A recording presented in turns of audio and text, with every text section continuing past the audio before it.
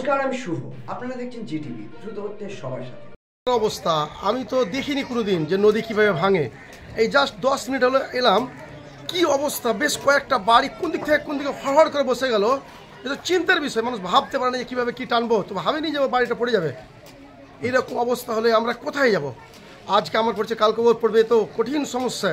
এই সমস্যার সমাধান না হলে তো বিশাল সমস্যা। মানুষ তো কিছু নিয়েও যেতে পারছে না, কোনো রকম কোনো সরকারের কোনো ব্যবস্থা নেই, কোনো গুরুত্ব নেই।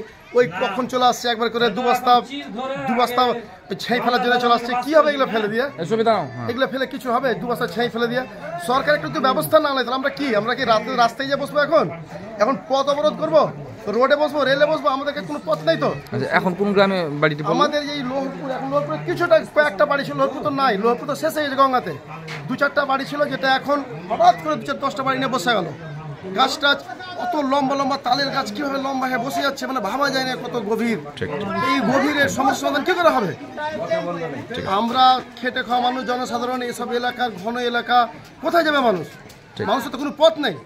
এখন কি আপনারা রাস্তায় সরকার চায় যে ব্যবস্থা নেবো না? তাহলে আমরা তো এখন রোডে যা বসবো, আমরা তো রেল অবরোধ করে দেবো।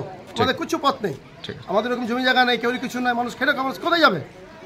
তো 3 দিন ধরে তো দেখতে পাচ্ছেন যে চাচণ্ড এবং লোহরপুর যে সীমানাবর্তী এলাকাগুলো সেগুলো ভাঙছে।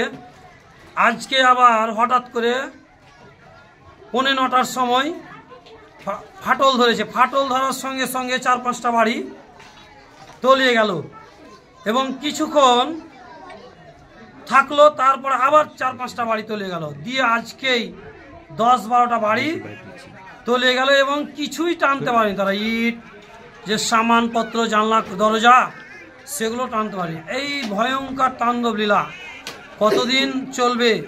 এরকম মানুষের পরিস্থিতি কখন শুরু হবে? কখন তাদের জন্য মানে একটা স্থায়ী ব্যবস্থা হবে? এটা কোন গ্রামে কটা বাড়ি পড়লো? লোহরপুরে। এটা এই মুহূর্তে যেটা পড়লো লোহরপুরে। কটা বাড়ি পড়েছে? হ্যাঁ, 8-9টি বাড়ি তলিয়ে গেল। কিছু তো টানতে পারেনি ওরা? না, কিছুই টানতে পারেনি। সেরকম হয়তো খাওয়ার জিনিস ছাড়া কিছুই টানতে পারেনি। কোনো বাসনপত্র, তারপরে জামা কাপড়, হ্যাঁ, দরজা জানলাগুলো যে ভাঙবে, যে টানবে, সেগুলোও পারেনি। আপনারা এতক্ষণ দেখছিলেন জিটিভি, দ্রুত হচ্ছে সবার সাথে। জিটিভির আরও নতুন নতুন খবরে আপডেট পেতে এক্ষুনি লগ ইন করুন www.gtblivenews.com।